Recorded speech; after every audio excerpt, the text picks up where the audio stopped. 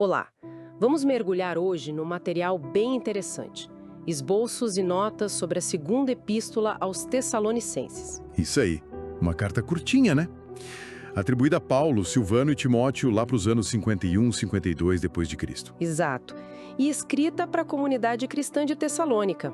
A gente vai tentar entender, assim, as mensagens principais aqui, né? E não são poucas, apesar do tamanho da carta. Verdade. Tinha uma confusão rolando sobre a volta de Cristo, né? E eles também enfrentavam perseguição. Fora a questão prática do pessoal que não queria trabalhar.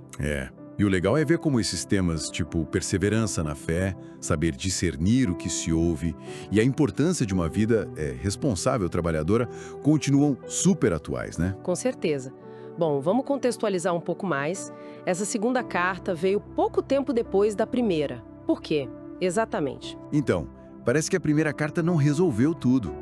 Pelo contrário, talvez até gerou mais ansiedade sobre o dia do Senhor. Ah, entendi. Alguns achando que já tinha chegado. Exatamente. E imagina o caos. Perseguição rolando solta e ainda essa confusão sobre o fim dos tempos. Nossa, complicado. Pois é, daí que as fontes que a gente analisou apontam para um propósito duplo de Paulo. Primeiro, corrigir essa escatologia, esses ensinos sobre o fim. Tipo, calma, pessoal, ainda não é agora. Isso, ele vai dizer que certas coisas precisam acontecer antes. E segundo, é um reforço moral mesmo, animar a galera a continuar firme na fé, apesar de tudo. E também dá um toque sobre a ociosidade, né? Sim, tinha gente lá que, talvez por achar que Jesus voltaria logo, parou de trabalhar e estava vivendo de forma desordenada, às custas dos outros. Faz sentido. E essa questão da fé em meio à dificuldade. Isso nos leva ao capítulo 1, né? Que as notas destacam bastante. Isso, 2 Tessalonicenses 1, versículos 4 a 7. Paulo elogia muito a perseverança e fé deles. Mesmo com todas as perseguições e aflições, ele chega a dizer que isso era uma prova clara do justo julgamento de Deus.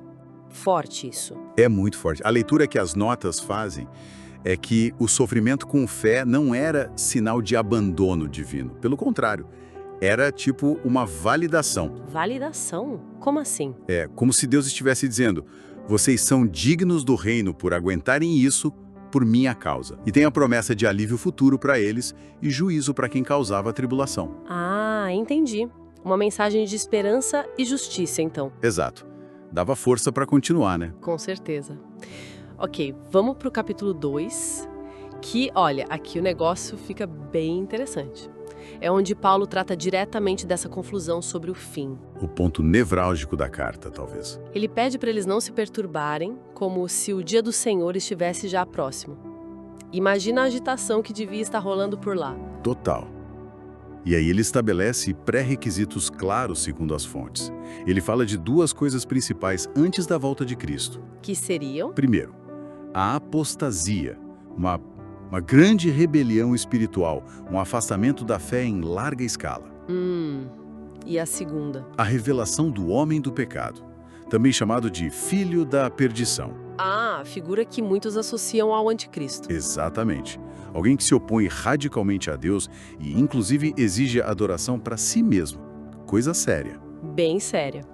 E tem aquela parte que sempre gera discussão, a tal da operação do erro. Versículos 9 a 11, eu acho. Sim, a ideia de que esse iníquo, o homem do pecado, virá com poder, sinais e prodígios, só que de mentira. Para enganar os que não receberam o amor da verdade. Isso é pesado. É pesado. E a interpretação que as notas trazem é crucial aqui. O texto diz que Deus lhes envia a operação do erro. Isso soa estranho, né?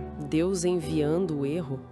Mas a leitura mais comum não é que Deus cria o mal ou o engano ativamente. É mais no sentido de que ele permite o engano como uma consequência, um juízo sobre aqueles que escolheram rejeitar a verdade. Ah, tipo, quem não quis a luz fica na escuridão que preferiu. Exatamente. Quem teve prazer na injustiça acaba caindo na mentira. É um alerta muito forte sobre a importância de amar a verdade, de buscar a verdade. Faz todo sentido. É um chamado ao discernimento constante, então. Sem dúvida.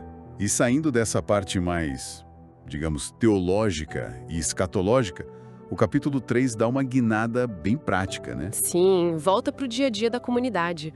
Paulo manda o pessoal se afastar de quem anda desordenadamente. E o alvo principal são os ociosos. Aqueles que não queriam trabalhar. E aí vem aquela frase, ou a ideia por trás dela. Se alguém não quiser trabalhar, não coma também. Direto ao ponto. Bem direto, né? E as notas ressaltam muito o exemplo do próprio Paulo. Ele não estava pedindo algo que ele mesmo não fizesse. Verdade. Ele menciona que trabalhou noite e dia para não ser pesado a ninguém ali. Exato. Ele estabelece um padrão. O ponto não é só condenar a preguiça, mas afirmar a dignidade do trabalho, a responsabilidade de cada um na comunidade. Trabalhar com sossego e comer o seu próprio pão, como ele disse. Isso.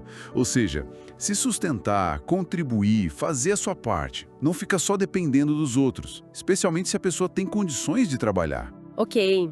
Então, para a gente amarrar tudo que vimos nessas notas sobre isso e 2 Tessalonicenses, o que fica de essencial? Olha, eu diria que é uma carta sobre, primeiro, resiliência. Manter a esperança firme, mesmo quando tudo parece difícil, né? Sim. E segundo, a importância do discernimento.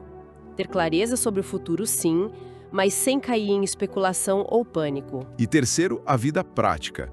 Viver de forma responsável, produtiva, aqui e agora. Não usar a esperança futura como desculpa para negligenciar o presente. Excelente resumo. Esperança, discernimento e responsabilidade.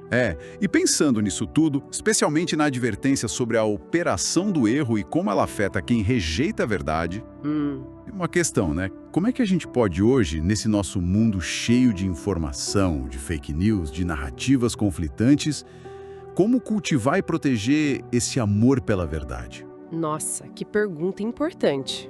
Pois é. Talvez buscar ativamente a verdade, checar as fontes, ter pensamento crítico. Talvez isso seja mais do que só um exercício intelectual.